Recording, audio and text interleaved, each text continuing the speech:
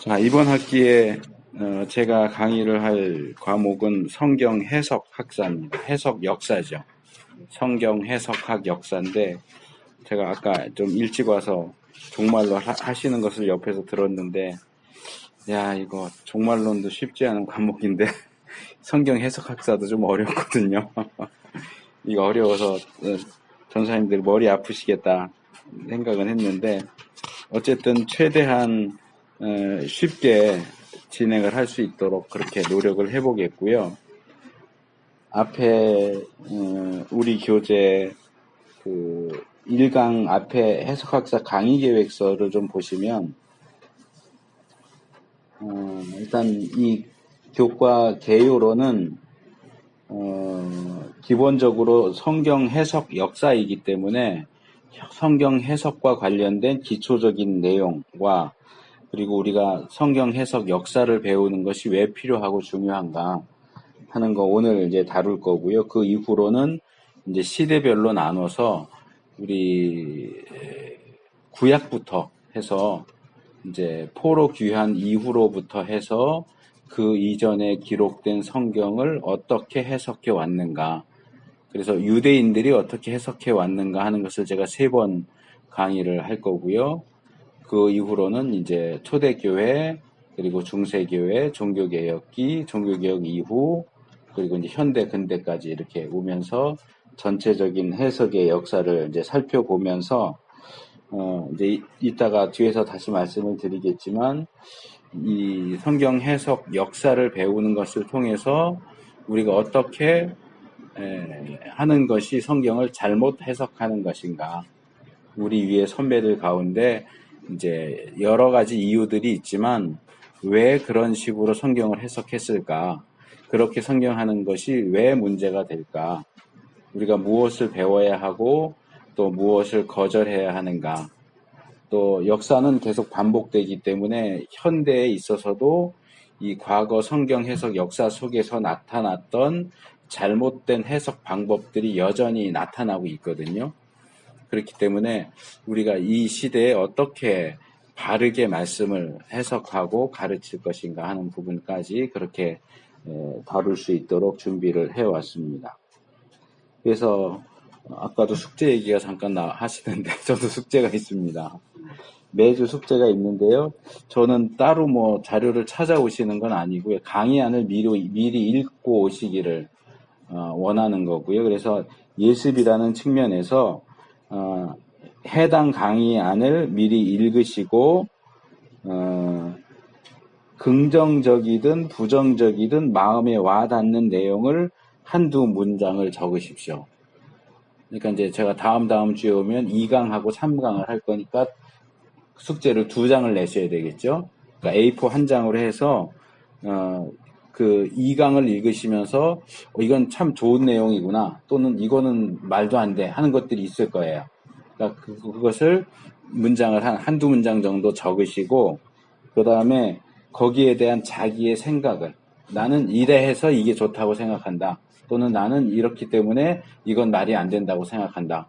그러니까 요약이 아니에요. 요약이 아니고 그 중에 마음에 와닿은 거, 좋은 거든 나쁜 거든 그것을 한두 문장 정도 적고 거기에 대한 나의 생각, 찬성하는 내용이든 반대하는 내용이든 그 부분들을 적어서 내시면 됩니다. 그러니까 뭐 내용이 길어질 수도 있지만 그냥 A4 한 면 정도만 하셔도 한 면 정도로 한 장 다 안 채우셔도 한 면 정도로 해서 제출을 해주시면 됩니다. 그리고 일단 이 강의안에 웬만한 내용들은 다 집어넣기는 했지만 이제 이 강의안 외에도 혹시 참고를 하시려고 한다면 사실 이 우리나라 말로 된 책들 가운데 성경 해석 역사를 다루고 있는 책들이 그렇게 많지가 않아요. 많이 나와 있지가 않고요.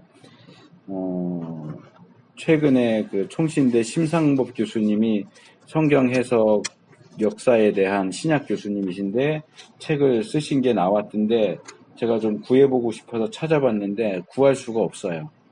그 용인에 있는 조그만 출판사에서 나오다 보니까 뭐 생명의 말씀지사니 가피프린이 아무리 들어가도 그 책을 팔지를 않아요. 그래서 조금 두껍게 내신 것 같은데 책을 구할 수가 없고요. 일단은 이 로버트 그랜트가 쓴 성경 해석의 역사라고 하는 책이 성경 해석사와 관련해서는 가장 기본적인 교재가 될 겁니다. 이 강의 안에도 이분 책의 내용들이 꽤 들어가 있고요. 그 다음에 이 밑에 나오는 두 개는 강의 안에는 없는 거고요. 모세 실바가 쓴 교회는 성경을 오석해 왔는가라고 하는 책이 있습니다. 이것도 이제 특별히 알레고리 해석이라든가 이런 부분을 이해하는 데 있어서는 굉장히 도움을 많이 받을 수 있는 책입니다. 그렇게 두껍지 않은 책이고요. 그러니까 말하자면 우리는 성경 해석사를 공부한다면 이분이 쓴 책은 성경 오석사를 다룬다고 생각을 하시면 돼요. 왜 교회가 성경을 잘못 해석해 왔는가, 또는 우리가 일반적으로 이건 잘못된 해석이야 하는 것들이 정말 잘못된 해석일까, 뭐 이런 정도의 이제 내용들을 다루고 있는 책이니까 참조하시면 좋을 것 같고요. 그 다음에 강성열 교수 외에 이게 이제 호남신학대학교 교수들이 같이 쓴 책인데요. 설교자를 위한 성서 해석학 입문, 그러니까 해석학 입문인데 이것은 이제 우리가 계속 배우다 보면 중세 이후로 넘어가면서 근대 현대적인 해석학에 있어서 그것을 통틀어서 역사 비평적 해석학이라고 얘기를 해요. 그러니까 우리 보수적인 입장이 아니고 성경을 비평적으로, 비판적으로 보는, 이제 제가 앞으로 이 표현을 상당히 많이 쓸 텐데, 비평주의자라는 표현을 쓸 거예요. 비평주의자. 그러니까 정통 보수 뭐 이런 얘기는 들어보셨을 텐데, 정통주의자, 보수주의자, 그게 이제 또는 복음주의자, 또는 더 나아가서 개혁주의자, 뭐 이런 것들은 대부분 우리들의 입장과 비슷한 입장이고요. 이제 우리들과는 다르게 성경을 읽을 때 이게 뭐 예를 들어서 이 합리주의 이후로 인간 이성을 강조하다 보니까 이성적으로 생각할 때 말이 안 되는 거. 그러니까 예를 들어서 사람이 어떻게 무리를 걸어, 어떻게 처녀가 아이를 낳아, 죽었는데 어떻게 다시 살아나, 이런 식의 이제 이성과 맞지 않는 것들에 대해서 과거에는 성경에 기록됐고 그게 하나님 말씀이니까 믿어야지 하고 받아들였는데, 이 르네상스 이후로는 그 부분에 대해서 굉장히 비판적으로 봐요. 그러면서 그 부분에 대해서 이거는 우리는 믿을 수 없어, 받아들일 수 없어 하는 입장을 취하는데, 그런 입장에서 성경을 연구하는 학자들을 통틀어서 비평주의자라고 통칭을 합니다. 이제 교회 가서 목사님들 설교하실 때는 많은 경우 자유주의자라고 표현을 하세요.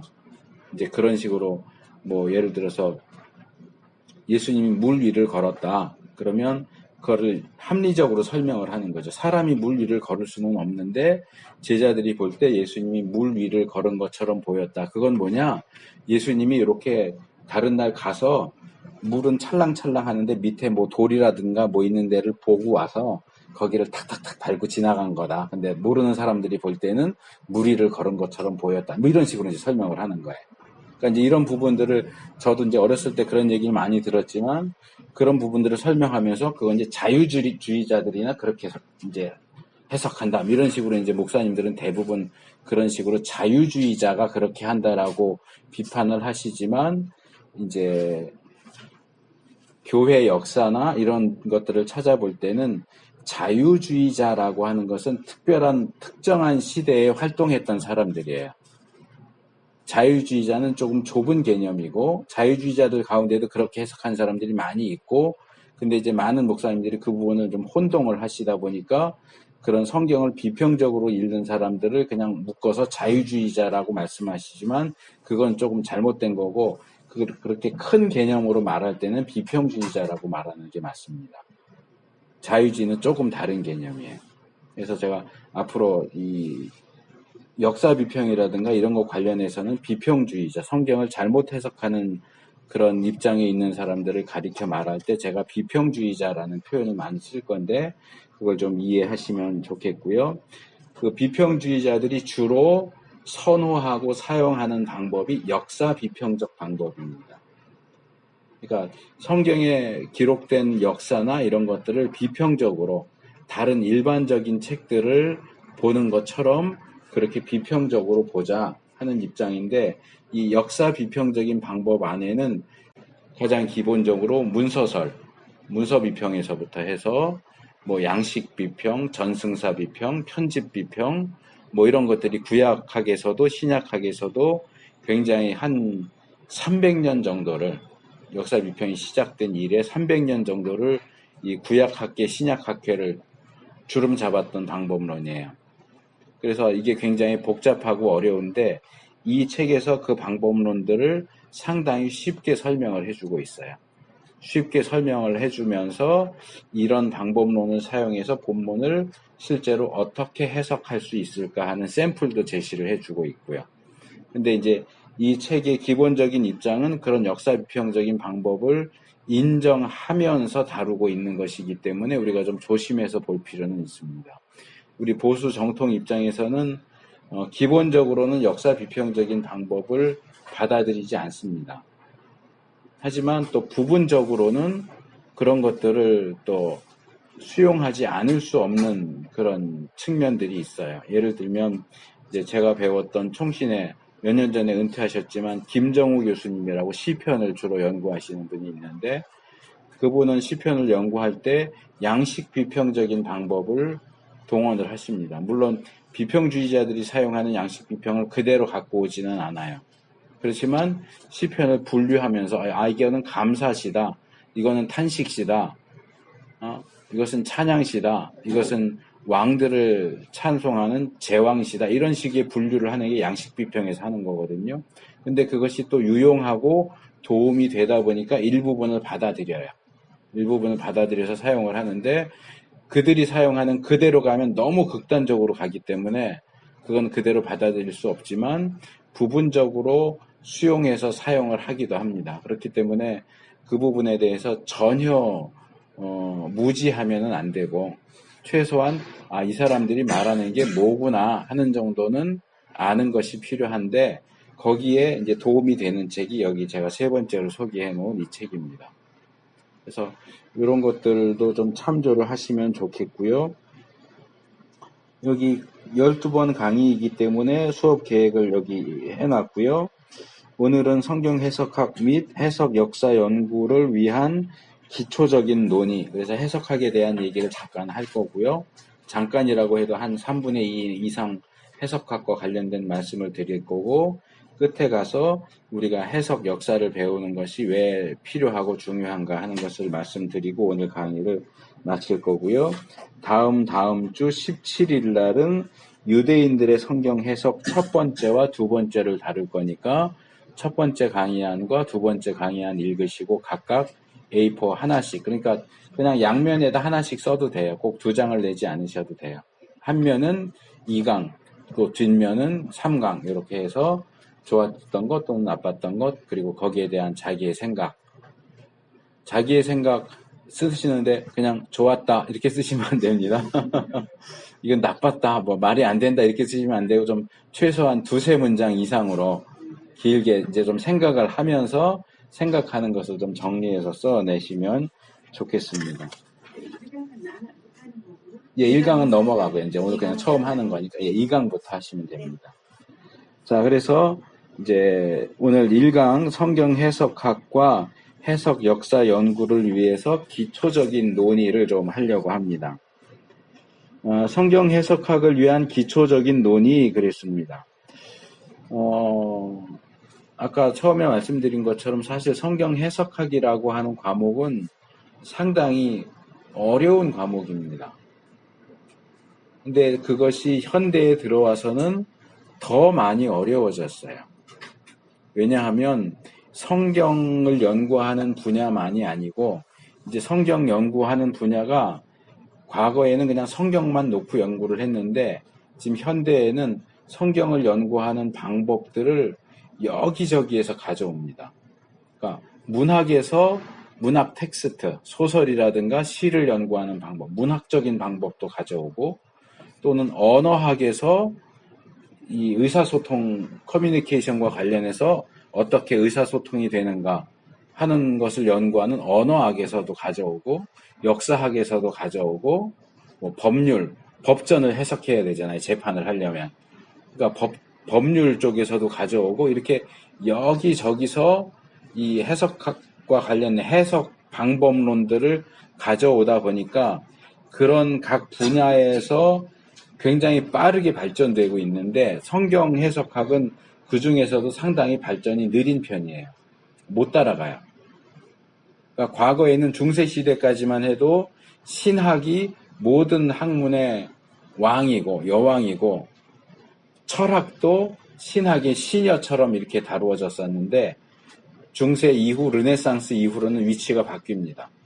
철학이 가장 최고의 학문이 되고 신학은 늘 철학의 꽁무니를 따라다녀요. 그래서 철학이 뭔가 새로운 얘기를 하면 그거보다 한 10년, 20년, 30년 정도 후에 신학이 그걸 또 따라가요. 아까도 제가 옆에서 들었는데 다음번에 숙제하실 내용 중에 하나가 불트만의 실존론적인 종말론 연구해와라 그랬죠. 불트만의 해석하기 있어서 제일 중요한 것 중에 하나가 실존론적인 해석이에요. 근데 불트만이 왜 실존론적인 해석을 했느냐 하면 그와 동시대에 독일의 마틴 하이데거를 중심으로 해서 실존주의 철학이 나왔거든요. 그러니까 실존주의 철학이 나오니까 실존주의적인 해석학이 따라 나와요. 이런 식으로 철학이 앞서가면서 뭔가를 새로운 거를 이야기하면 성경 해석학도 그걸 따라가요. 또 문학 해석에서 뭔가 또 새로운 얘기가 나오면 또 한참 뒤에 또 성경 해석학이 그걸 또 따라가요. 이런 식으로 하다 보니까 이제 최근에 문학적인 해석에 있어서 주류가 되는 것은 뭐냐 하면 독자 반응 비평이라고 하는 게 있어요. 이건 이제 거의 끝에 가면 이제 다루게 될 텐데, 제가 여기 이제 그 내용을 해놨습니다. 굵은 글씨로 해놨죠. 숲속에서 나무가 쓰러지는 소리를 아무도 듣지 못했다면 그 나무는 과연 소리를 낸 것인가? 어떻게 생각하십니까? 이거 읽으면서 이게 무슨 소리야? 무슨 말도 안 되는, 누가 듣든 안 들었든 나무가 쓰러졌으면 쓰러지는 소리가 났겠지. 그게 우리의 일반적인 생각이에요. 그것을 이제 해석학적으로 말하면 고전 해석학의 입장이에요. 고전 해석학에서는 이런 어떤 사건이 일어났다 그러면 그것을 사람이 어떻게 이해하느냐, 어떻게 해석하느냐와 관계없이 그 사건은 일어난 거야 이렇게 봅니다.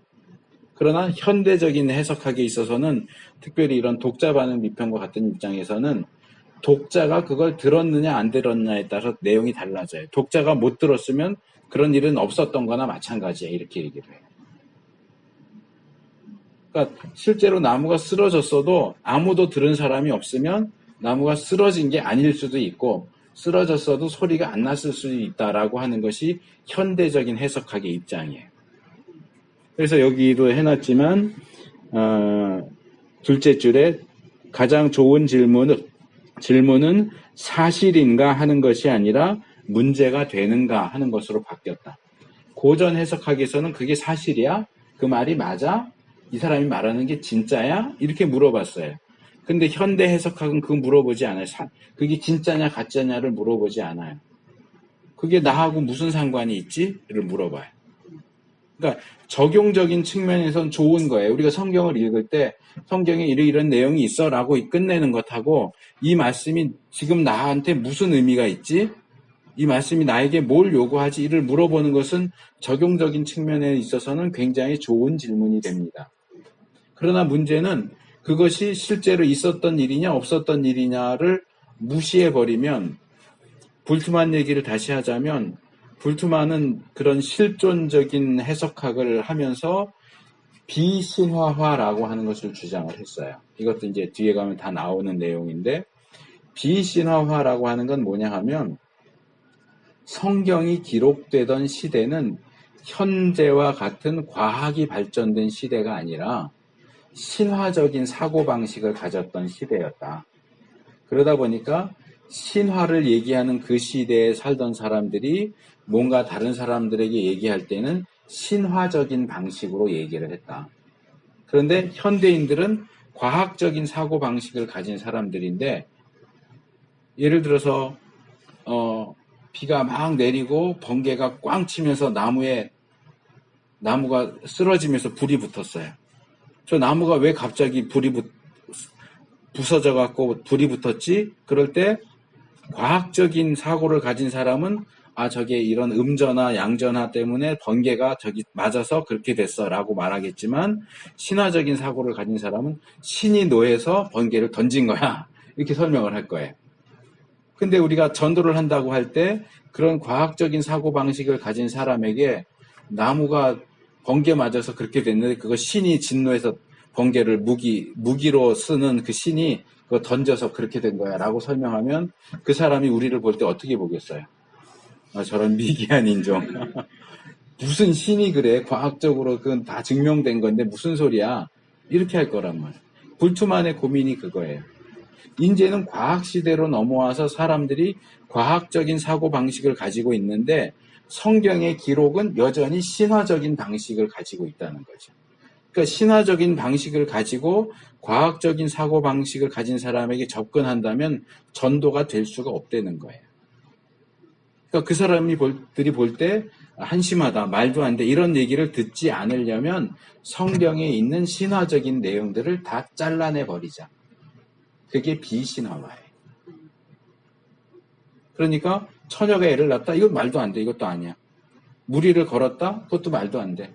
오병이어로 5,000명을 먹었다? 말도 안 돼. 그러니까 기적이라든가 이런 부분에 대해서 다 부인하는 거고요. 가장 중요한 게 뭐냐면 이 불트만은 예수님의 부활도 부인해요. 실제로 죽었는데 살아난 사람이 어딨어.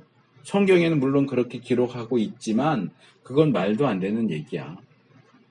중요한 거는 예수님이 실제로 죽었다가 살아났느냐가 중요한 게 아니고 초대교회의 성도들이 그리고 오늘날 그리스도인들이 예수님이 부활했다고 믿는 게 중요한 거야. 이렇게 가는 거야. 우리가 믿는 게 중요해. 그게 사실이 아니어도 상관없어요. 우리가 믿으면 그게 대단한 거고 사실이면 좋겠지만 사실이 아니어도 상관이 없다. 이게 불투만의 입장이에요. 그러니까 지금 얘기한 것처럼 그게 사실이냐가 질문이 되는 게 아니고 그게 나하고 무슨 문제가 있어? 나한테 무슨 관련이 있어? 라고 묻는 거예요. 근데 우리는 예수님의 부활 사실 위에 기독교 신앙을 세우는 거지. 바울이 고린도전서 15장에서 뭐라고 얘기해요? 예수님의 부활이 없으면 우리의 믿음도 헛것이고 우리의 구원도 헛것이고 우리는 다 거짓말쟁이다. 그런 말씀들에 대해서 현대적인 해석학은 정면으로 반대하는 거예요. 부활이 사실이 아니어도 상관이 없어. 내가 믿으니까. 이게 불투만의 입장이에요. 그리고 현대 해석학들이 대부분 그런 식의 태도를 취하는 거예요. 그러다 보니까 이제 기독교 철학을 지난번에 들으신 것 같은데 거기서 혹시 포스트 모더니즘에 대한 것도 배우셨나요? 자, 포스트 모더니즘의 특징이 뭡니까? 진리의 상대화예요. 절대적인 진리가 없다는 거예요. 모든 진리는 상대적인 거지 절대적인 건 없어. 너는 그렇다고 믿어? 그럼 그냥 믿어. 대신 나한테 그걸 믿으라고 그러지 마. 나는 다른 거 믿을 거야. 너한테는 네가 믿는 그게 진리고 나한테는 내가 믿는 이게 진리야. 근데 너하고 나하고 똑같이 이게 진리야라고 하면서 뭐 하나를 똑같이 믿어야 된다고 그러지는 마. 이게 포스트 모더니즘이거든요. 그러니까 이렇게 나가다 보니까 해석학에 있어서도 우리가 전통적으로 믿어왔고 가르쳐졌던 내용들이 받아들여지지 않는 거예요. 그건 당신 생각이지. 나는 다르게 생각해. 이게 이제 해석학의 문제로 작용하는 거예요. 자, 우리가 교회에서 설교를 하거나 가르칠 때 우리가 기본적인 텍스트로 사용하는 건 성경 말씀입니다. 구약 성경, 신약 성경. 그런데 성경을 읽고 여기에 이렇게 기록이 되어 있고 이것은 이런 말입니다. 이런 뜻입니다. 라고 하는데 목사가 설교를 하는데 성도들이 앉아가지고 팔짱 딱 끼고 앉아. 그건 목사님 생각이죠. 난 그렇게 생각 안 해요. 그럼 어떻게 교회가 온전히 설 수 있겠어요? 전에 제가 한번 강의하면서 그 얘기를 여기서 했던 것 같은 기억이 나는데 그 낙곰수라고 하는 사람 중에 김용민이라고 하는 사람이 있어요. 목사 아들이에요. 이 김용민이라는 사람이 로마서에 대한 책을 썼어요. 신학을 한 사람도 아닌데. 이제 그 구립 도서관에 갔다가 그 책이 있길래 도대체 뭐라고 얘기하나 하고 한번 봤어요. 그랬더니 미국에 있는 동성애자를 옹호하는 신학자의 글을 인용하면서 뭐라고 얘기하느냐 하면, 바울이 로마서에서 그렇게 얘기하죠. 동성애자들에 대해 얘기하면서 하나님이 주신 본성을 거스려서 남자가 남자와 여자가 여자와 음욕이 불릴 듯 하는데 그건 잘못된 것이다. 자, 국어만 제대로 해도 그 내용을 읽으면 무슨 얘기인지 알아요. 자, 하나님이 주신 본성이 뭐예요? 남자는 여자를 사랑하고 여자는 남자를 사랑하는 게 하나님이 인간에게 주신 본성이에요. 그것을 거슬려서 남자가 남자를 사랑하고 여자가 여자를 사랑하는 것은 하나님의 창조 원리에 위배된다고 하는 것이 바울이 하는 얘기죠. 근데 이것을 어떻게 해석하느냐 하면, 동성애자는 원래 태어나기를 남자가 남자를 사랑하도록 여자가 여자를 사랑하도록 태어났어. 근데 그 사람들한테 니들 이상하니까 너 호모지만 너 여자를 사랑해야지 남자 사랑하면 안 돼. 너는 레즈비안이지만 여자를 사랑하면 안 되고 남자를 사랑해야 돼 라고 얘기하는 것 자체가 그들의 본성을 거스르는 거래요. 그러니까 그들이 태어난 본성대로 남자는 남자 사랑하고 여자는 여자 사랑하게 해야지, 그것을 이성애를 정상적인 것으로 해서 동성애적인 성향을 가지고 태어난 사람들에게 너 동성애 죄니까 이성애 해야 돼, 이성애로 돌아와야 돼 라고 말하는 것이 본성을 거스르는 거래요. 이게 지 멋대로 하는 해석이에요. 텍스트가 그걸 얘기할까요? 로마서가 그걸 얘기하는 걸까요? 동성애 하는 사람은 동성애 하도록 놔둬라 그 얘기를 하는 걸까요? 아니거든요. 근데 어떻게 본문을 그렇게 해석하죠? 현대 해석학이라고 하는 것이 그런 흐름으로 가고 있어요. 그러니까 쉽게 말하면 자기가 읽고 싶은 대로 읽는 거예요. 본문은 읽기는 하는데 내가 보고 싶은 대로 읽는 거예요.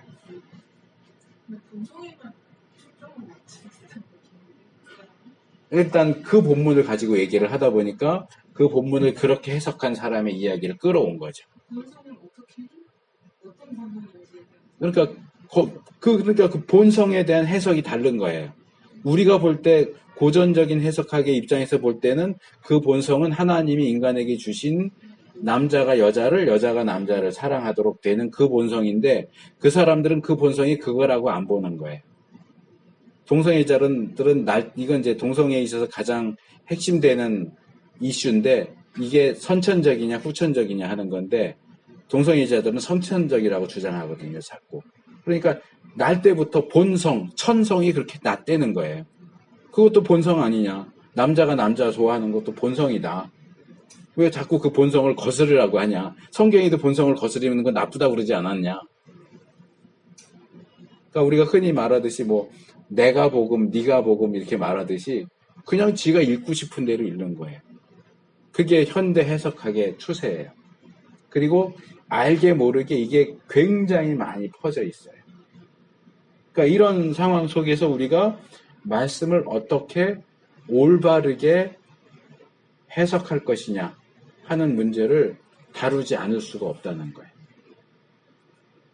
또 우리 자신도 신학을 하지만 알게 모르게 가랑비에 옷 젖는다 그러듯이 그런 세상적인 사고방식, 잘못된 그런 해석 흐름에 영향을 받고 있을 수도 있어요.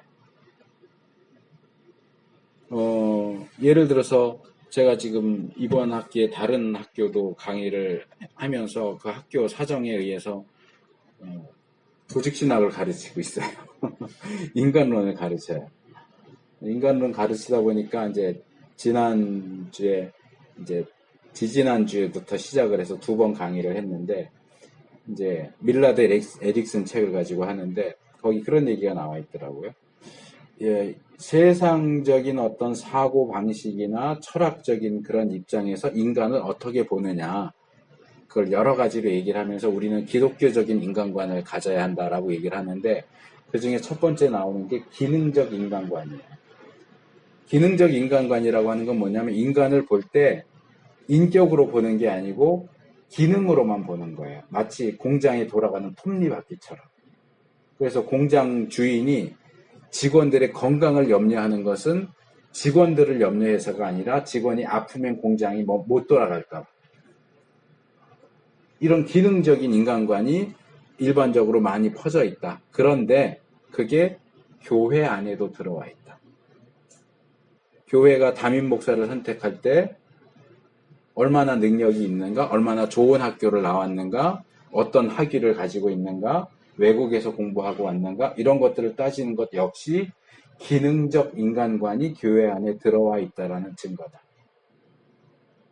우리는 교회는 다르다고 주장하고 싶을지 몰라요.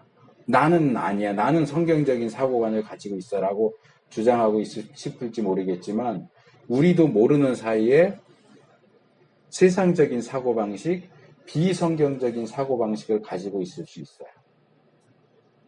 대표적인 예로 여러분들 자기 PR에 대해서 어떻게 생각하십니까? 벌써 꽤 오래됐죠. 이 시대는 자기 PR의 시대야 그러잖아요. 내가 뭘 잘하는지 뭘 할 수 있는지 자꾸 알려야지. 내가 말 안 하면 누가 알아줘. 내가 뭐 잘하는지 다 알려야지. 거기에 동의하십니까? 반대하십니까? 아니면 그럴듯하다고 생각하십니까? 저는 거기에 반대합니다. 왜냐하면 잠언에 보면 뭐라고 되어 있느냐면 자기 입으로 자기 칭찬하는 건 어리석은 거다. 다른 사람이 자기를 칭찬하도록 해야지 자기가 자기 자랑하는 것은 잘못된 거다라고 얘기하고 있어요. 그러니까 자기 PR이라고 하는 그 사고 자체가 성경적인 사고방식하고 안 맞는 방식이에요. 그런데 우리는 하도 주변에서 그 얘기를 하고 늘 듣다 보니까 그게 당연히 성경적인 방식과 위배된 거라고 생각하지 않아요. 성경도 잘 안 읽고. 미국에서 그 갤럽인가 거기서 조사를 했는데 당신은 그리스도인입니까? 교회를 나갑니까? 성경을 얼마나 읽습니까? 이런 거 하면 통계를 하면 자기는 그리스도인이라고 대답을 하는데 교회도 안 나가고 성경도 안 읽어요. 그리고 이런 말씀이 성경에 있습니까? 그러면 대부분의 사람들이 하늘은 스스로 돕는 자를 돕는다가 성경에 있다고 대답해요. 얼마나 성경을 안 읽으냐. 우리의 사고가 얼마나 성경적인 것과 거리가 멀어져 있는가. 그런 사람이 목사가 되고 그런 사람이 설교한다면 과연 성경적인 가르침이 가르쳐질 수 있을까? 교회가 성경적인 기틀을 위해 설 수 있을까? 고민하지 않을 수가 없어요. 그러니까 그런 아주 기본적인 문제와 관련해서 우리가 성경 해석을 알아야 되고 특별히 성경 해석의 역사가 어떻게 흘러왔는가를 통해서 지금 왜 이렇게 여기까지 오게 됐는가, 여기까지 오면서 어떤 문제들이 있었는가, 우리가 또 어떤 문제에 쉽게 빠질 수 있는가, 이런 것들을 배워야 한다고 하는 거죠. 해석학이라고 하면 이제 단어 자체가 굉장히 어렵죠. 허메뉴틱스 이렇게 얘기하는데 이게 이제 헬라어 그리스 신화에 나오는 헤르메스라고 있죠. 헤르메스 신 이름에서 나온 단어라고 그래요. 그러니까 제우스 신의 전령이죠. 사자죠. 그래서 제우스 신이 뭔가 자기의 뜻을 이야기하면 그것을 받아서 사람들에게 전달해주는 역할을 하는 게 헤르메스입니다. 그래서 이 헤르메스가 하는 일이 바로 이 해석학과 관련된 개념으로 제시됩니다. 특별히 세 개의 개념이 나옵니다. 하나는 말한다. 그러니까 말하자면 왕이 법을 선포해요. 뭐 예를 들어서 내일부터 이제 하루에 2끼만 먹는다. 이렇게 말했으면 그 말을 가져다가 사람들 앞에 가서 그대로 말하는 거죠. 전하는 거죠. 자, 왕께서 말씀하십니다. 내일부터는 하루에 2끼만 드십시오. 3끼 들면 잡아갑니다. 이게 말하는 거.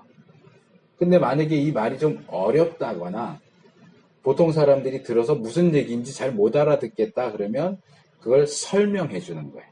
그냥 말만 하는 게 아니고 설명을 해줘야 돼. 이게 무슨 뜻인지를. 그리고 혹시라도 언어가 잘 안 통하면 번역도 해줘요. 그래서 이 해석학이라고 하는 개념에는 이 세 가지 의미가 들어가 있습니다. 말한다, 설명한다, 번역한다. 이 말한다, 설명한다, 번역한다라고 하는 이 세 가지 개념은 다 뭘 목적으로 하느냐 하면 의사 전달이에요. 말하는 자의 의도가 듣는 자에게 제대로 전달될 수 있도록 도와주는 거죠. 그래서 예전에는 혹시 뭐 교육학 과목도 들으시는지 모르겠는데, 기독교 교육학.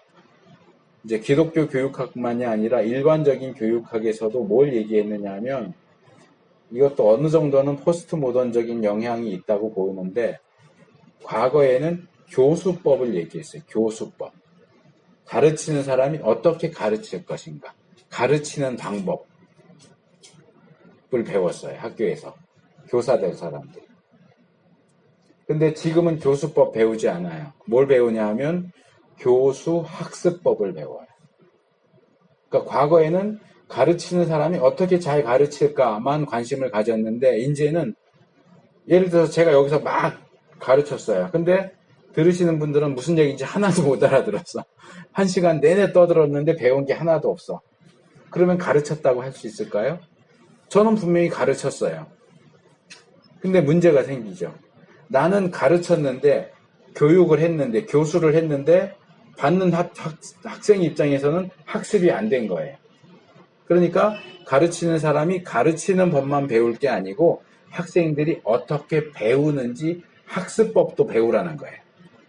어떻게 해야 잘 배우는지, 어떻게 잘 가르치는지 뿐만 아니라 어떻게 해야 잘 배우는지도 배워서 그 두 가지를 같이 사용하면서 잘 가르치는 방법과 잘 배우는 방법을 조화를 시켜서 가르쳐야 된다. 그러니까 목적은 배우는 사람이 배우게 하는 게 목적이에요. 가르치는 사람이 가르치는 게 목적이 아니고. 그렇잖아요. 수업의 목적은 배우는 게 목적이에요. 가르치는 게 목적이 아니고요. 아무리 제가 막 대단한 이야기를 하면서 가르쳐도 배우는 사람이 배우지 못했다면 그건 꽝인 거예요. 그러니까 교수도, 가르치는 사람도 가르치는 법과 배우는 법을 잘 배워야겠지만, 배우는 사람 입장에서도 어떻게 잘 배울 것인가를 배우는 게 좀 필요하겠죠. 자기는 아무 노력도 안 하고 다 교수님이 알아서 해야죠. 내 머릿속에 콕콕 다 집어넣어야죠. 그래갖고서는 배워지지가 않아요. 본인의 어떤 노력이나 이런 것들도 굉장히 중요하거든요. 근데 우리가 해석학을 따로 배울 필요가 있을까? 해석학은 간단하게 말하면 의사소통이에요. 제가 아야 이렇게 말했으면 듣는 사람이 왜 아야라고 하는구나, 아야라고 하는 말은 어떤 의미로 하는구나. 그래서 의사가 소통되도록 하기 위해서 이제 해석학이라고 하는 것이 필요한데, 문제는 우리가 사용하는 언어 자체가 굉장히 모호한 면을 가지고 있단 말이에요. 제가 전도사로 사역할 시절에 이제 학생들, 중고등학생들이나 청년들 이렇게 다루다 보면 말도 안 되는 얘기를 하는 아이들이 가끔 있어요. 그러니까 뭐 수련회를 가는데, 전사님, 저는 일이 있어서 하루만 가고 다음날 와야 돼요. 뭐, 저는 캠프파이어 하는 날만 갈 거예요. 그래서 뭔가 막 부탁을 하면서 전도사님만 믿어요, 그래요. 그럼 제가 그때 그랬어요. 그래, 믿기만 해. 자, 믿기만 해. 그럼 무슨 뜻일까요? 자, 저한테 뭔가 무리한 요구를 하는 학생한테 제가 그래, 믿기만 해. 그랬어요. 무슨 뜻일까요?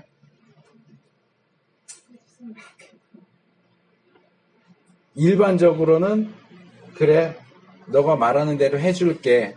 이런 의미일 수 있어요. 전도사님만 믿을게요. 그래, 믿기만 해. 그러면 그래, 너가 원하는 대로 해줄게. 이런 의미이기도 하지만 저는 그 뜻으로 말한 게 아니에요. 믿는 거는 네 일이고 하는 건 내 일인데 난 안 할 거야. 너는 나를 믿는다고 말하니까 그냥 너 믿고 싶으면 믿어. 근데 나는 너가 원하는 거 해줄 수 없어. 이게 뭐냐 하면 언어가 가지는 모호성이에요. 애매모호함 또는 한문 표현으로 중의성이라고도 하고요. 제가 아마 여기 각주에 써놨을 텐데 ambiguity라고 그래요, 영어로. 그러니까 하나의 단어인데 그 단어 안에 yes와 no가 다 들어갈 수 있어요. 그러니까 어떤 경우는 의도적으로, 저 같은 경우는 제가 지금 예를 든 것은 제가 의도적으로 그렇게 한 거고요. 어떤 경우에는 의도가 없이도 그렇게 되는 경우가 있어요. 그러니까 언어가 가지는 그런 모호성 때문에 가끔 가다가 의사소통이 안 돼요. 그래서 제가 이제 다른 사람들 얘기할 때 그런 말을 하는데, 중요한 얘기를 할 때면 꼭 만나서 해라. 중요한 얘기를 메일을 가지고 한다거나 문자를 가지고 한다거나 또는 심지어는 목소리를 듣는데 전화로 얘기한다거나 이럴 때도 오해가 발생해요. 나는 재밌으라고 한 얘기인데 상대방은 지금 나를 놀리는구나 이럴 수 있어요. 근데 이렇게 마주 앉아서 얼굴을 보면 제가 좀 말도 안 되는 것 같은 얘기를 하면서도 예를 들어서 좀 익살스러운 표정을 가지고 하면 아, 지금 저 사람이 나한테 장난을 하는구나 할 수 있는데 그런 걸 전혀 빼고 말만 들으면 왜 저 사람 나한테 이렇게 말하지? 나를 도대체 어떻게 봤길래 저렇게 말하지? 하고 들을 수가 있어요. 성경에도 그런 비슷한 내용이 있습니다. 아합이 여호사밧 왕과 길르앗 라못으로 전쟁을 하러 가려고 했을 때 여호사밧 왕이 하나님의 뜻을 알 수 있는 선지자들이 있습니까? 그랬더니 400명을 데리고 와요. 400명의 선지자가 한결같이 길르앗 라못으로 전쟁하러 가십시오. 가면 이깁니다. 라고 얘기를 해요. 근데 여호사밧이 또 얘기하죠. 우리가 물어볼 선지자가 또 없습니까? 아합이 말합니다. 미가야라고 하는 선지자가 있는데 나는 그 사람 별로 안 좋아합니다. 왜냐하면 늘 나한테 나쁜 안 좋은 얘기만 하고 좋은 얘기는 하는 법이 없어요. 그랬더니 그래도 좀 데려와서 들읍시다 그래요. 그랬더니 부하가 미가야 선지자를 찾아가서 얘기합니다. 지금 상황이 이렇게 돼 있는데 400명이나 되는 선지자들이 다 가면 이긴다고 그렇게 말하고 있으니까 당신도 가서 그렇게 예언을 하시오. 그랬더니 미가야가 그러죠. 나는 하나님이 주시는 말씀만 하지 그렇게 할 수 없다. 근데 막상 아합 왕 앞에 갔을 때 미가야가 뭐라고 얘기하냐면 그 400명의 선지자들이 말하는 것과 똑같이 얘기합니다. 가십시오. 가셔서 전쟁하시면 이길 겁니다. 근데 아합이 뭐라고 하는지 알아요? 너 똑바로 얘기 안 해. 내가 어떻게 해야 네가 똑바로 얘기하냐? 똑바로 얘기해. 이렇게 하니까 그 다음에 미가야가 이제 천상회의의 장면을 얘기하면서 하나님께서 천사들과 회의를 하시는데 천사 중에 하나가 내가 속이는 영이 돼서 아합을 꼬시고 그 선지자들을 꼬셔서 아합이 전쟁터에 나가서 죽게 만들겠습니다. 이렇게 하는 걸 내가 봤다. 당신 나가면 반드시 죽는다. 이렇게 얘기하죠. 자, 그럼 그 상황에서 우리가 조금 이해가 어려운 부분이 뭐냐 하면 미가야가 분명히 다른 선지자들과 똑같이 전쟁에 나가십시오. 그러면 이깁니다라고 말했는데 아합이 도대체 뭘 보고 너가 지금 마음에도 없는 소리를 하는데 똑바로 얘기해라고 말할까요? 그건 글만 보면 알 수가 없어요. 거기엔 어떤 미가야의 어떤 표정이라든가 말하는 분위기 같은 게 있었겠죠. 아합이 볼 때도 지금 미가야가 제대로 된 대답을 하는 게 아닌 게 보인 거예요. 근데 본문에는 그게 나와 있질 않아요. 그러니까 그런 부분들을 이제 갭이라고 하는데 보통 이제 독서 이론 같은 거 얘기할 때 행간을 읽어라 그렇게 얘기하잖아요. 글을 쓸 때 이렇게 1행, 2행, 3행 하면 말은 그냥 그대로 가지만 여기에 둘을 연결하는 어떤 간격이 있고 이 사람이 무슨 얘기를 하면서 이렇게 진행해 가는가를 좀 추적하면서 읽어야 그 내용을 제대로 이해할 수 있다라고 하는 거죠. 그러니까 행간을 읽는다라고 하는 것은 이제 해석하기에서 말하는 건 갭 필링이에요. 간격을 채우는 거예요. 그러니까 왜 본문을 보면 미가야가 이렇게 얘기하고 아합이 이렇게 얘기하고 미가야가 다시 얘기를 바꿔서 말하는데 왜 그러는지가 설명이 되어 있지를 않아요. 그러니까 징검다리 건너가듯이 띄엄띄엄 나와 있어요. 그럼 제가 이 부분에서 이건 미가야가 나가서 전쟁하십시오. 그러면 이깁니다라고 말을 할 때 표정이 좀 이상하다든지 이랬을 겁니다 하는 게 이게 갭필링이에요. 행간을 밀는 거예요. 그러니까 이런 부분들이 본문에 명확하게 나와 있으면 그냥 쉽게 넘어가지만 이런 것들이 안 나와 있는 상태에서 그냥 툭툭 던지면 무슨 말인지 몰라요. 왜 여기서 이렇게 얘기를 하지? 완전히 동문서답이 돼버리죠. 그러니까 이 부분에 있어서 해석하기 필요한 거예요. 이렇게 이해가 잘 안 되는 부분은 어떻게 이해가 잘 될 수 있도록 그 간격을 채워 넣을 수 있을까? 그렇게 하기 위해서는 어떤 것들이 필요할까? 하는 것을 배우는 것이 해석학입니다. 그래서 해석하기 어렵다고 제가 말씀을 드렸지만 사실 우리는 태어나서부터 이제까지 아주 자연스럽게 해석학을 하고 있어요. 여기에도 나오지만 신문 읽는 신문을 제대로 읽기 위한 해석학 그런 거 배워보신 적 있으세요? TV 드라마를 제대로 이해하기 위한 해석학 그런 거 배워야 드라마 볼 수 있습니까? 아니에요. 잘하면서 아주 자연스럽게 우리는 해석학을 하고 있어요. 근데 단지 해석학에서는 그것을 좀 더 이론적이고 논리적이고 체계적으로 다룬다는 거죠. 근데 이제 그것을 이론화해서 다루다 보니까 어려운 거죠. 근데 예? 갭 필링이요. GAP 갭하고 FILLING 예, 갭 필링 갭을 채운다.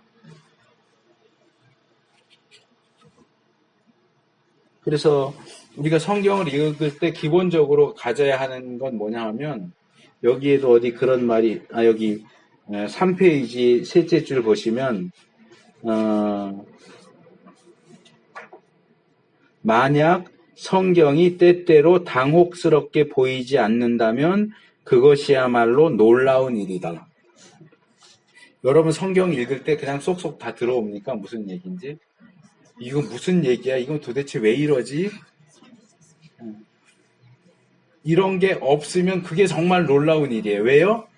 성경과 우리 사이에는 공간적인 간격과 시간적인 간격이 있어요. 같은 시대를 살아도 공간이 다르면 이해가 어려워요. 우리나라 사람들은 일본 사람들 이해하기 참 힘들어요. 네, 굉장히 힘들어요. 얘면은 얘지 이 사람들은 겉으로는 얘인데 속으로는 아니에요. 그러니까 공간만 달라도 차이가 나는데 시대가 또 달라져 봐요. 얼마나 달라요. 용어를 똑같은 단어로 사용을 하는데도 시대가 달라지면 의미가 달라져요. 예를 들어서 우리나라의 고유한 표현 중에 하나 좋은 게 뭐냐면 동무라는 표현이 있어요. 어깨동무, 새동무 뭐 이러면서 동무 옛날부터 있었던 표현인데 이게 우리나라는 일제시대와 6.25를 거치면서 동무는 아주 나쁜 단어가 돼버렸어요. 왜요? 공산주의자들이 쓰잖아요. 그래서 이런 부분에서 이제 제가 그 조직신학하면서도 그 얘기를 했는데 우리가 성경을 해석하면서 시대착오를 하면 안 된다. 예를 들어서 우리 시대에 누군가가 다른 사람 자기 동료를 가리켜서 동무 이렇게 보면 이상하게 보겠죠. 저 공산주의자 아니야? 그런데 어떤 사람이 만약에 고려 시대에 살던 누군가가 동무라는 표현을 썼다고 해서 이 사람 공산주의자네. 그럼 맞아요? 그 시대에는 공산주의가 없었어요. 그 시대에는 동무가 친구를 가리키는 일반적인 표현이에요. 근데 우리가 성경을 해석할 때 그런 식으로 많이 해요. 우리 시대의 개념을 가지고 성경에다 끌어들이는 거예요. 그러면서 이건 이런 뜻일 거야. 왜? 우리 시대에 그렇게 사용이 되니까. 그 시대도 그랬을 거야. 아니요. 그런 대표적인 시대착오 중에 하나가 다윗의 시를 보면 내가 주의 성전을 바라보나이다 그래요. 그럼 우리는 그냥 당연히 성전일 거라고 생각하는데 아니에요. 왜요? 다윗 시대에는 성전이 없었잖아요. 솔로몬이 지었잖아요. 그럼 다윗은 표현은 성전, 이게 원래 원어로 하면 신전이거든요. 그냥 신전이에요. 근데 번역을 성전이라고 해놓으니까 우리는 다윗이 성전하면 솔로몬 성전을 떠올려요, 자꾸. 근데 다윗 살았을 때는 솔로몬 성전이 지어지질 않았다고요. 성막이죠, 그거는. 그러니까 용어만 놓고 그렇게 시대 구분을 제대로 안 하고 무조건 갖다가 들이미면 문제가 생겨요. 조직신학이 가지는 문제 중에 하나가 그런 거예요. 창세기 1장에 우리가 우리의 형상을 따라 사람을 만들고 그러면 그건 뭐예요? 그 우리는. 대뜸 뭐라 그러면 삼위일체라고 얘기해요. 구약엔 삼위일체가 안 나와요. 신약에 삼위일체라는 신약에도 삼위일체가 안 나오죠. 성부, 성자, 성령은 나오지만 삼위일체라는 용어는 나오지 않아요. 삼위일체라는 용어는 초대교회 가서 터툴리안이라는 사람이 처음 만들어낸 용어예요. 그래서 이제 삼위일체 교리에 대해서 비판하는 사람들도 있지만 그러나 용어는 안 나올지라도 신약에는 적어도 삼위 하나님, 성부 하나님, 성자 하나님, 성령 하나님이 다 나오니까 그것을 특정한 용어가 없으니까 삼위일체라고 합시다 하는 것 자체가 나쁜 건 아니에요. 그러나 신약에는 삼위 하나님이 다 나오지만 구약에는 삼위 하나님이 다 나오지 않아요. 구약의 하나님은 유일신 하나님이고요. 신구약 중간 시대에 가면 이위일체 개념이 나와요. 삼위가 아니고 이위. 보좌에 계신 하나님과 보좌 뒤에 서 있는 또 다른 신적 존재, 메타트론이라고 하는. 그래서 유일신 사상에서 구약의 유일신 사상이 신구약 중간 시대의 이위일체로 그게 신약 시대와 그 이후 초대교회로 넘어가면서 삼위일체론으로 발전되는 겁니다. 그 구약에는 삼위일체가 안 나온다고요. 근데 하나님이 그러니까 이거 우린 당연히 삼위일체지 그런다고요. 그렇게 보는 게 아주 틀린 건 아니에요. 아주 틀린 건 아니지만 절차와 순서를 따라서 하는 게 필요하다는 거죠. 일단 구약 본문에서 그렇게 나왔으면 구약 상황 안에서 이게 뭘 의미할까를 따져야죠. 그러니까 뭐 구약학에서 말할 때니까 다신론의 어떤 흔적일 수도 있다. 이건 우리가 받아들일 수는 없는 거지만 또는 하나님의 천상회의에서 천사들과 함께 우리라고 하신 거다. 또는 하나님이 자기 자신을 옛날에 영어권에서 왕이 자기를 위엄 있게 보이기 위해서 I 그래야 되는 걸 위 그렇게 표현하는 경우들이 있거든요. 장엄복수라고 해가지고 그래서 하나님의 어떤 자신의 위엄함, 장엄함을 나타내기 위해서 복수형으로 사용한 거다. 이런 여러 가지 해석들이 있어요. 그런 게 예. 내 남편인데 우리 남편이라고. 예, 그것도 비슷한 거죠. 그 장엄이라는 의미는 아니지만 한국어의 특별한 어법. 우리 남편이면 우리 남편은 아내가 몇이에요? 큰일 나잖아요. 그러니까 그런 어법상의 차이를 인정을 해야 되는데 그걸 완전히 무시하고 여기 우리는 이건 삼위일체야.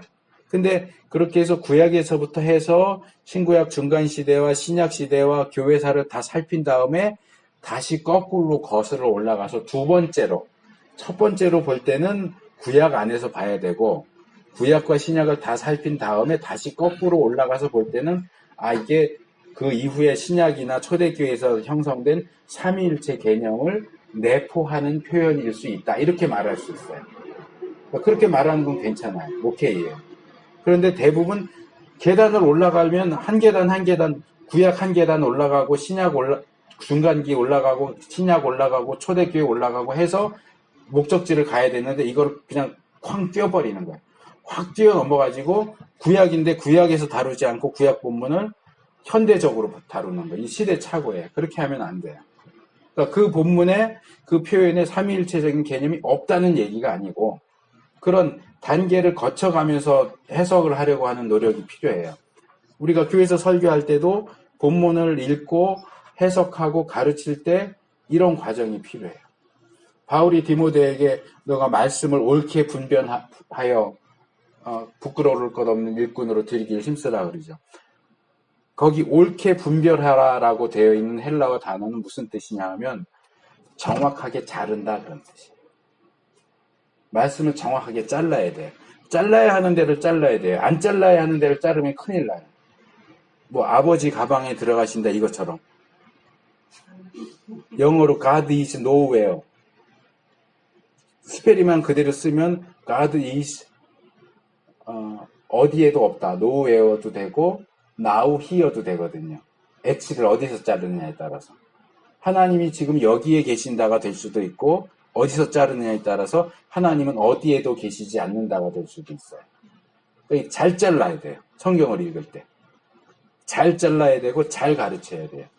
이 잘 자르는 능력을 키워주는 게 해석하기예요. 그래서 그런 시간적인 간격, 공간적인 간격 이런 것들을 잘 파악하는 가운데 이 말씀을 제대로 해석하기 위한 훈련을 하는 거죠. 예. 성부, 성자, 성령 하나님이 삼위 예. 하나님으로서 창세기부터 요한계시록까지 함께 계시고 예, 함께 사역을 하신다는 예, 예, 거지만 예, 예전에 저희 어렸을 때는 굳이 목사님들이 예, 구약에는 예. 성자 하나님이 많은 일을 운행하셨고 성부 하나님. 좀 성부 하나님. 예. 그리고 신약은 성자. 예, 예수님. 지금은 이제 지금은 성령 성령. 하나님을 네. 굉장히 강조하면서 근데 그 말을 그래도 알아들었거든요. 네. 은혜로 왔는데 네. 오히려 지금 성경을 해석하면서 네. 지금 목사님들은 그렇게 해석하면 안 된다. 그게 잘못된 거고 성령 하나님은 처음에 또 예, 계셨다라고 엄청 그거를 더 예, 강조하세요. 예, 예. 그러면 우리 일반 성도들은 그거를 어떻게 해석을 이제 해석학을 하니까 그거를 어떤 각도에서 굳이 받아줘야 하나. 분명히 예수님 시대는 예수님이 사역을 하셨잖아요. 성령이 안 오셨어도. 물론 깊이 들어가면 성령께서 예수님도 성령의 도우심으로 또 말씀으로 이루셨잖아요. 사실은 십자가도 말씀을 통해서 이루셨고. 그러니까 말씀 속에는 삼위가 다 계신 거는 알고는 있지만 굳이 이렇게 해석을 어느 말씀을 이렇게 이제 본문 말씀을 가지고 해석할 때 막 앞뒤를 섞으면 이게 분별력이 모호해지는. 그게 아까 끊을 예, 때고 앞뒤로 섞는 것처럼 보이기는 하지만 네. 이제 우리가 이 해석 역사 배우다 보면 그 얘기가 나오는데요. 네. 구약을 성부 하나님의 시대, 신약을 성자 예수님의 시대, 네. 그 신약 이후의 시대를 성령 하나님의 시대라고 구분하는 건 누가 제일 처음에 했느냐면 피오레의 요아킴이라는 사람인데 이 사람 신비주의자예요. 이 사람이 제일 먼저 그 주장을 했어요. 그래서 그것은 아주 틀린 주장은 아니지만 그냥 이렇게 그림을 그리는데 정밀화가 있고 커리케처가 있잖아요. 그러니까 그 구약, 신약 그 이후를 성부, 성자, 성령으로 나누는 것은 커리케처 같은 그림이고요. 대충 그냥 거칠게 그냥 그린 그림이고 그 후자로 말씀하신 어느 시대나 상미할 하나님이 다 계셨다라고 하는 것은 좀 더 정밀화 같은 그림이에요. 어느 시대나 다 성부 삼위일체 하나님 다 계셨죠. 그러나 주도적으로 드러나게 역사하시는 경우는 있었어요. 그러니까 거기에 기초에서 구약은 성부 하나님 이렇게 얘기가 나오는 거거든요. 그러니까 그것 자체가 아주 틀렸다고 말할 수는 없지만 그러니까 이게 제가 그 말씀을 옳게 분별한다라고 하는 것은 올바르게 자른다와 올바르게 가르친다 두 개의 개념이 다 들어가 있다고 그랬잖아요. 그러니까 저도 지금 이 해석학이라고 하는 과목이 어렵기 때문에 가급적이면 쉽게 가르치려고 노력을 해요. 목사님들도 교회에서 설교할 때 성도들이 못 알아들을 것을 염려하기 때문에 가급적이면 쉽게 가르치려고 하세요. 그러니까 쉽게 접근을 하려고 하면 정밀화보다는 그런 커리케처가 쉬워요. 그래야 확 들어오잖아요. 근데 그게 전부는 아니에요. 그거 커리케처로 그려놓은 그림을 가지고 이게 정밀하다라고 생각하면 문제가 발생해요. 그러니까 그것도 구분을 할 수 있어야 돼요. 그냥 거칠게 흐름으로 놓고 볼 때는 그 말도 맞기는 해요. 그 말도 맞긴 해요. 왜냐하면 성부 하나님이 주도적으로 성령 예수님이 성자 예수님이 주도적으로 또 성령 하나님이 주도적으로 이렇게 하시지만 어느 시대 구약의 성부 하나님이 주도적으로 했다고 해서 성자 예수님이나 성령 하나님이 역사하지 않으셨느냐면 그렇지는 않거든요. 그냥 주도적인 것일 뿐이지. 예. 근데 주도적인데 그걸 주도적이다라고 표현을 안 하고 구약은 성부 하나님이 하셨다. 그러면은 엄밀하게 따지면 틀린 얘기가 될 수도 있어요. 마치 다른 2위, 3위 하나님은 사역을 안 하신 것처럼 얘기하는 걸로 그렇게 몰고 간다면 그건 잘못된 주장이죠. 예. 모세하고 어느 한 특정 하나님과의 교제인데 예. 지금 시대는 성령 하나님께서 모든 시공간을 그랬을 때에 주도적인 아까 말씀한 성부 하나님의 구약에는 굳이 그러니까 특정한 예. 우리한테 이렇게 역사하신 그 하나님. 지금도 개인들에게 역사는 하시죠. 근데 이제 구약이냐 신약 시대처럼 그런 내용들이 성경으로 기록되지는 않죠. 그러니까 성경으로 기록되는 시대에는 그 성령의 영감과 관련해서 특별한 의미가 있는 거고 지금은 우리가 개인적으로 개인적으로도 인도함을 받지만 그것이 성경에 기록되는 것과 같은 계시라고 볼 수는 없죠. 그러니까 그 부분을 이해하실 때는 그냥 주도적이다 이 표현을 조금 더 주목하시면 도움이 되실 것 같아요. 네. 그래서 성령 하나님께서 내주하신다. 예. 그러면 모든 사람에게 내주하시는 거잖아요. 예. 근데 구약에서는 굳이 모세야 모세야 하면서 하나님과 동행하는 그 특별한 특정 그 하나님 그거를 조금 이렇게 구약에도 내주가 나오긴 하죠. 다윗이 시편 51편에서 뭐라고 그래요? 주의 영을 내게 떠나지 말게 하옵소서 그렇죠. 회개하면서. 그 주의 영이 내 안에 없으면 떠나게 하지 마시옵소서라는 기도를 할 수가 없죠.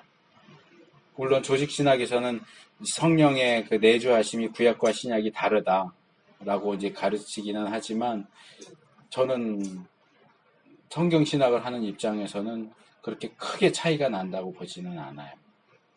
네. 역시 구약에도 성령의 역사심이 어느 정도 충분히 나타나거든요. 청년한테 이렇게 하신 것 같아가지고 예. 알겠습니다. 자, 그래서 성경이 가지고 있는 특징 때문에 성경을 읽을 때 해석하는 게 어려워요. 근데 그럼에도 불구하고 우리가 가져야 할 생각은 뭐냐면 거기 중간 아래쪽에 굵은 글씨 보시면 성경 해석의 문제들이 대체로 우리의 문제지 성경의 문제가 아니라는 것을 알아야 된다. 우리가 해석을 잘못하는 것은 성경에 문제가 있어서가 아니고 우리에게 문제가 있어서 그런 거예요. 예를 들면 제가 많이 예로 드는 건데 두 전사님은 기억하실지 모르겠는데 신명기에 보면 그런 말씀이 있어요. 남자는 여자 옷을 입지 말고 여자는 남자 옷을 입지 말라 그런 말씀이 있어요. 그 무슨 얘기입니까? 남자는 치마 입으면 안 되고 여자는 바지 입으면 안 된다 그런 얘기일까요? 그 말씀은 우상 숭배하지 말라는 얘기예요. 또 로마 잠언에도 나오고 바울이 로마서 12장에서도 인용하지만 원수가 줄이면 먹을 걸 주고 목마르면 마실 것을 줘라. 그렇게 함으로써 내가 내 원수의 머리에 숯불을 쌓아놓는 것이 되리라. 자, 원수의 머리에 숯불을 쌓아놓는다는 건 뭘까요? 우리말 성경, 우리나라 한글 성경 가운데 어느 번역본은 이렇게 번역했어요. 그렇게 함으로써 내가 원수의 머리에 숯불을 쌓아놓아 부끄럽게 하는 것이다. 이렇게 번역을 했어요. 근데 그건 번역이 아니에요. 해석이에요. 원문에는 부끄럽게 한다는 내용이 없어요. 머리에 숯불을 쌓아놓는다를 부끄럽게 한다로 해석해갖고 해석한 내용을 번역에 집어넣는데 그런 식으로 하는 번역은 나쁜 번역이에요. 그럼 머리에 숯불을 쌓아놓는다는 건 뭘까요? 그렇죠. 문화적인 것을 배경적인 역사적인 그런 걸 모르면 무슨 말인지 이해를 할 수가 없어요. 근데 그게 당연히 그러고 이해가 되면 그게 이상한 거라고요. 모르는데 배경을 모르는데도 읽으면서 그러면 그거 이상한 거예요. 그건 뭐냐면 우리나라도 옛날 얘기에 그런 거 나와요. 며느리가 불씨 꺼트려서 쫓겨나는 얘기 많이 일어나요. 그 당시에도 이 불이 흔하지가 않아요. 불씨 꺼트리면 큰일 나요. 그러니까 불씨 담는 그릇을 머리에 이렇게 이고 와서 원수인데 원수가 오죽하면 원수한테 와가지고 우리 집 불씨 꺼졌는데 불씨 좀 나눠주세요. 근데 거기에 잔뜩 불씨를 나눠주는 거예요. 배고플 때 먹을 걸 주고 목마를 때 마실 거 주고 불씨 꺼졌을 때 불씨 충분히 나눠주고 그건 부끄럽게 한다 그런 뜻이 아니에요. 지금 다 똑같은 얘기예요. 근데 배고플 때 먹을 거 주고 목마를 때 마실 거 주는 건 이해가 되는데 머리에 숯불을 얹어주는 건 무슨 얘기? 아니 맨살에다 숯불을 얹으면 어떡하라고요? 그러니까 그거는 보복하는 거다. 뭐 이렇게 심하면은 원수가 없는 거다. 또는 부끄럽게 한다. 이렇게 해석을 하지만 그런 것들은 다 배경적인 요소를 모르고서 할 때 성경을 잘못 해석하는 거예요. 그러니까 이런 배경적인 요소를 아는 게 굉장히 중요해요. 그런 부분들도 책들이 많이 나와 있기 때문에 읽으시면 도움이 많이 될 거예요. 뭐 예를 들면 제가 여기는 안 해놨지만 바바라 보우웬이라는 여자가 쓴 성경에 나타난 기이한 표현들이라는 책이 있어요. 두께가 요거 정도, 우리 강의 한 정도 듣게 되는 요만한 조그만 책이 생명의 말씀사에서 나왔는데, 보시면 도움이 많이 될 거예요. 성경에 나타난 기이한 표현들. 근데 이제 또 그런 자료를 보실 때도 조심해야 되는 게, 그런 글들을 쓰는 학자들이, 뭐라 그럴까, 모든 걸 다 알지는 못해요. 그러니까 나름대로 조사해갖고 글을 쓰는데 그 조사한 자료들 가운데는 틀린 것도 있어요. 그러니까 여러 권을 보셔야 돼요. 예를 들면 예수님이 부자가 천국에 가는 건 어렵다 그러면서 뭐라고 하세요? 낙타가 바늘길을 통과하는 것이 더 쉬울 거다 그래. 낙타가 어떻게 바늘길을 통과해요? 그 바늘길에 대한 해석도 어렵거든요. 혹시 들어보신 적 있으세요? 바늘길에 대한 설명? 뭐라고 들으셨어요? 이제 낙타가 통과하는 그런 그 문을 바늘길이라고 그렇게 불렀다. 예. 그래서 이제 아주 고목이 그리고 쭉 빠져나갈 만한 그런 정지다. 예, 일반적으로 그렇게 설명들을 하세요. 그러니까 예루살렘 성문 옆에는 이제 말하자면 통행금지가 되면 큰 문을 닫고 작은 문이, 그 다음에 정말 급하고 그런 경우에는 아주 작은 문, 낙타도 이렇게 무릎 꿇고 기어야 겨우 통과할 수 있는 작은 문이 있었는데 그 문 이름이 바늘길이다. 이렇게 설명을 하세요. 맞기는 해요. 맞는데 틀려요. 왜 그러냐 하면 그 바늘길이라고 하는 문이 예루살렘 성벽에 있었던 건 맞는데 예수님 시대는 그 문이 만들어지지 않았어요. 예수님 이후 시대에 그 문이 만들어졌다고요. 그러니까 예수님이 바늘길이라고 할 때는 그 문을 가리키는 것일 수가 없죠. 아까 말한 것처럼 시대착오예요. 바늘길 자체가. 예. 그러니까 그게 이거 읽으면서 어디선가 자료를 보고 이거 굉장히 좋은 설명이다 하고 했는데 아닌 거예요. 더 찾아보면 그 시대에는 그 문이 없었다고요. 만들어지기 전이라고요. 그럼 그 설명이 틀린 거잖아요. 그래서 우리가 교회에서 사용하는 어떤 예화나 이런 것들 가운데도 은혜로운 것들이 참 많지만 거짓말이 참 많아요.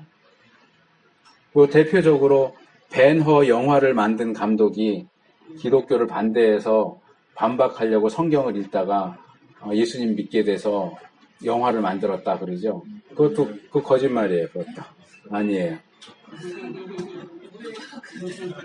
그 사람 원래 믿는 사람이었어요. 예.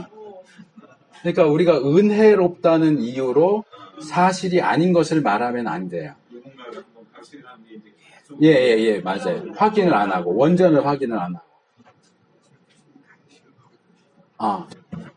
지금 몇 분이죠? 지났습니까? 요거만 하고 끝낼게요. 그래서 우리가 해석의 역사를 배워야 하는 이유가 무엇인가?